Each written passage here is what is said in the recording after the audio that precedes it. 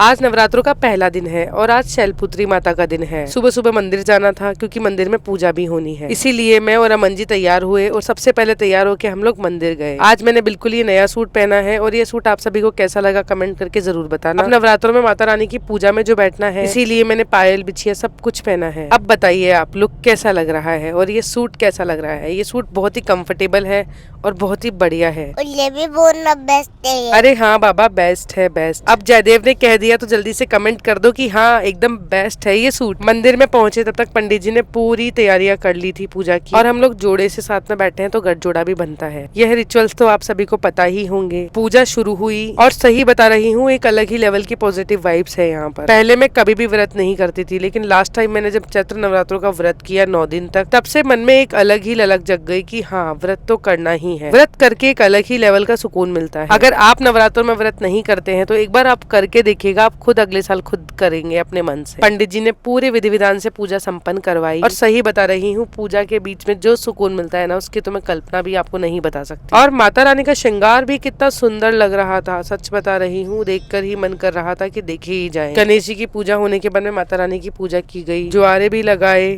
और जो rituals follow होते हैं वो पंडित जी के आदेशानुसार हमने पूरे किए। और आप सभी को मैं बता ही देती हूँ कि अमन जी ने लास्ट टाइम गुरु दक्षिणा इन्हीं पंडित जी से ली थी, तो ये अब से अमन जी के गुरु हैं और हम इन्हें गुरु जी ही कहते हैं। माता रानी के चरण कमलों को धोकर उनकी पूजा की।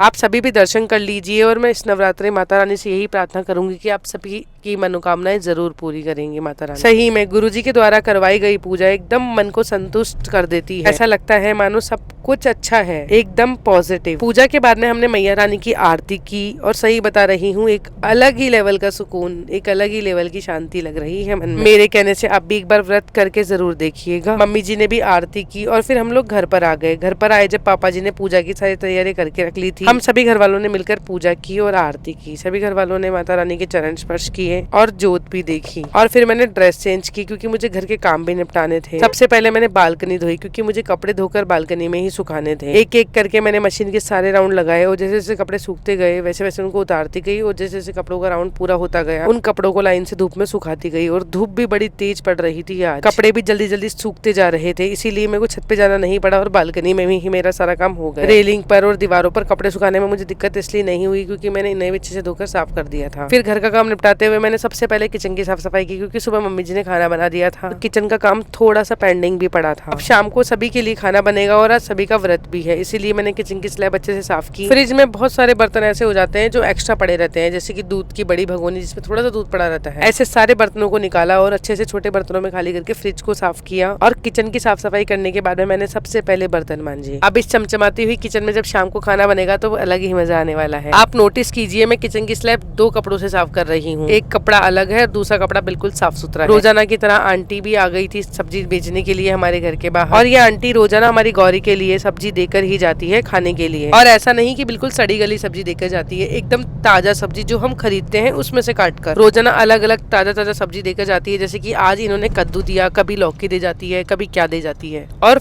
एप्पल अनार ये सब भी देकर जाती है हमारी गौरी के लिए। ये आंटी का रोजाना का नियम है। आज मन था कि सभी को तौरी की सब्जी बनाकर खिलाऊंगी और सभी को अच्छी भी लगेगी। जब सब्जी लेकर आ रही थी तो अंकल ने मुझे थोड़े से टमाटर भी दिए गौरी के लिए। और आंटी इतनी खुशी से हमारी गौरी के लिए सब्जी देके जाती है ना, देख के ही मन खुश हो जाता है। रोजाना शाम को 4 बजे गौरी को आंटी का इंतजार भी रहता है। जब भी वो आती है तो गौरी को अच्छे से पता चल जाता है कि अब वो आंटी आ चुकी हैं, और गौरी नई नई सब्जियां खाने के लिए एक्साइटेड भी रहती है। चलिए आप सभी के साथ में तौरी की बढ़िया सब्जी की रेसिपी शेयर करती हूँ जो कि बिना लहसुन प्याज की मैं बनाऊंगी। आप भी एक बार इस तरीके से सब्जी बना के जरूर देखिएगा, आपके घर वाले अंगुलियां चाटते रह जाएंगे और आपकी तारीफों के पुल बन जाएंगे। सबसे पहले लौकी को मैंने अच्छे से छिल लिया और उन्हें बारीक भी नहीं और मोटी भी नहीं, बिल्कुल मीडियम लेवल पर काटा। खाना बनाते बनाते मम्मी जी से बढ़िया पंचायती भी चल रही थी और हम सास बहू की पंचायती कुछ ऐसे ही चलती है। सब्जी बनाने के लिए मैंने कढ़ाई में तेल गरम किया और 3 हरी मिर्ची और एक अदरक का टुकड़ा बारीक बारीक चॉपर में चॉप कर लिया। फिर मैंने बड़े बड़े 2 टमाटर लिए और उनको भी चॉपर में चॉप कर लिया। तेल गर्म होते ही जीरा डाला और फिर बारीक बारीक चॉप की हुई हरी मिर्ची और अदरक इसमें ऐड की। बारीक चॉप की हुई हरी मिर्ची और अदरक को हल्का सा फ्राई किया और उसमें मैंने तौरी डाल दी कटी हुई। ध्यान रहे तौरी को छिलकर ही धो लेना है, काटने के बाद में तौरी को नहीं धोना है। फिर मैंने तौरी को अच्छे से फ्राई किया, ज्यादा फ्राई करने की जरूरत नहीं है क्योंकि तौरी बहुत जल्दी पक जाती है। बारीक चॉप किए हुए टमाटरों में मैंने नमक मिर्ची और हल्दी ऐड की। पिसा हुआ हरा धनिया अभी था नहीं और इसको पीसने के जितना समय मेरे पास अभी